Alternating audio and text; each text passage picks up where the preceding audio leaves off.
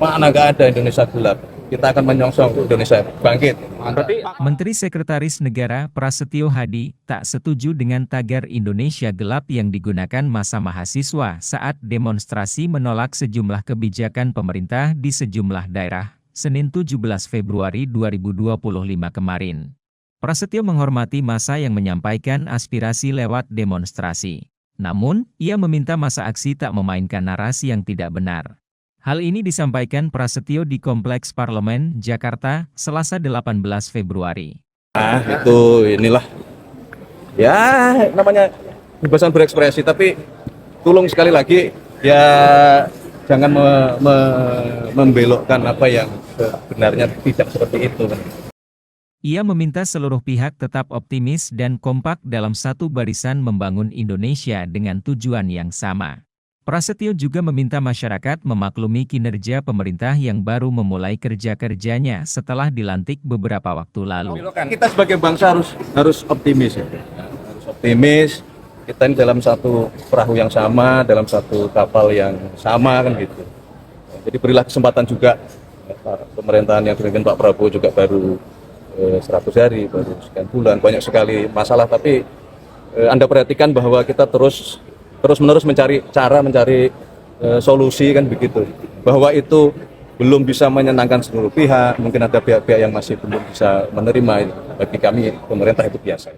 Prasetyo juga meminta massa aksi lebih memahami hal yang dituntut, yakni penolakan efisiensi anggaran terkhusus anggaran pendidikan dan kesehatan. Dia menegaskan, efisiensi anggaran tidak akan mengganggu kinerja kementerian dan lembaga terkait meski sejumlah pos anggaran dipangkas. Prasetyo mengatakan, Presiden Prabowo Subianto tidak keberatan dengan aksi yang dihadiri ribuan demonstran tersebut.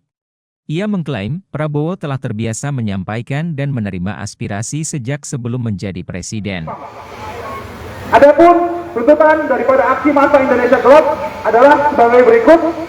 Pertama, ciptakan pendidikan gratis, ilmiah, dan demokratis, serta batalkan pemangkasan anggaran pendidikan. Kedua, cabut proyek strategis nasional bermasalah, wujudkan reforma agraria sejati. Proyek strategis nasional atau PSN kerap menjadi alat perampasan tanah rakyat. Kami menuntut pencabutan PSN yang tidak berpihak pada rakyat dan mendorong pelaksanaan reforma agraria sejati. Ketiga, tolak revisi Undang-Undang Minerba. Revisi Undang-Undang Minerba hanya menjadi alat pembukaman bagi rezim untuk kampus-kampus dan lingkungan akademik ketika bersuara secara kritis.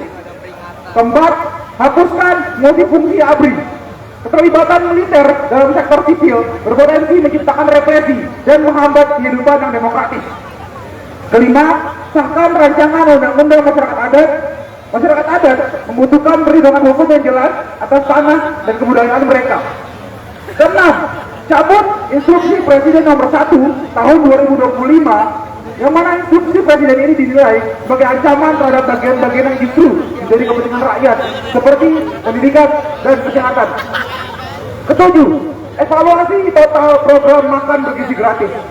Program makan gratis harus dievaluasi secara menyeluruh agar tepat sasaran, terlaksana dengan baik, dan tidak menjadi alat politik semata. Kedelapan, realisasikan anggaran tunjangan kinerja dosen. Kesejahteraan akademisi harus diperhatikan demi peningkatan kualitas pendidikan tinggi dan melindungi hak-hak buruh kampus. Kesembilan, desak Prabowo Subianto untuk mengeluarkan peraturan pemerintah pengganti undang-undang perampasan aset. Sebab korupsi adalah hal yang mendesak, dan hal ini harus segera diatasi melalui Perpu untuk memberantas kejahatan ekonomi dan korupsi. Ke-10, tolak revisi Undang-Undang TNI, Polri, dan Kejaksaan, yang mana revisi ini berpotensi menguatkan impunitas para aparat juga militer dan memperlemah penguasaan terhadap aparat. Ke-11, efisiensi dan rombak kabinet merah putih. Borosnya para pejabat yang tidak bertanggung jawab harus diatasi dengan rombak para pejabat yang bermasalah.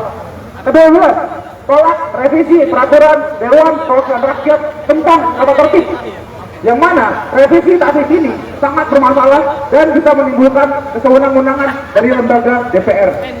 Ke-13, reformasi Kepolisian Republik Indonesia. Kepolisian harus direformasi secara menyeluruh untuk menghilangkan budaya represif dan meningkatkan profesionalisme. Aksi ini merupakan panggilan kepada seluruh elemen masyarakat untuk terus mengawal jalannya pemerintahan demi terciptanya keadilan sosial bagi seluruh rakyat Indonesia. Kami menyerukan kepada Presiden Prabowo dan jajarannya untuk segera mengambil langkah konkret dalam menanggapi berbagai persoalan yang kami angkat dalam aksi ini. Jika tidak, maka aksi serupa akan terus berlanjut di berbagai daerah di seluruh Indonesia. Tertanda Koalisi Masyarakat Sipil. Hidup mahasiswa! Hidup rakyat Indonesia! Hidup perempuan yang terus melawan! Hidup pelajar! Hidup buruh! Hidup kami! Hidup nelayan! Tribun X menghadirkan lokal menjadi Indonesia.